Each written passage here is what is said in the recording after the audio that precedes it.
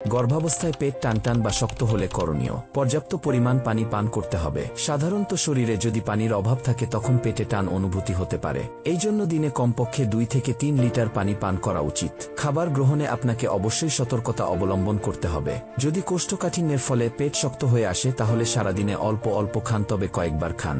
খাবারে আঁশ জাতীয় খাবার বেশি পরিমাণে রাখুন। নিয়মিত ব্যায়াম গর্ভাবস্থায় খাবার হজমে সাহায্য করে। তাছাড়া গর্ভাবস্থার নানান জটিলতা কমাতে সাহায্য করতে পারে এই ব্যায়াম।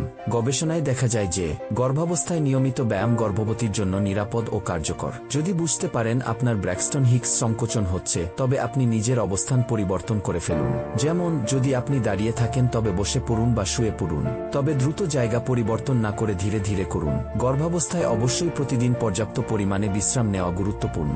দৈনিক 7 থেকে 9 ঘন্টা ঘুমানো গর্ভবতী মা ও গর্ভস্থ শিশুর জন্য উপকারী, যা গর্ভাবস্থায় সকল জটিলতা দূরে রাখে। কখন ডাক্তারের সাথে যোগাযোগ করবেন?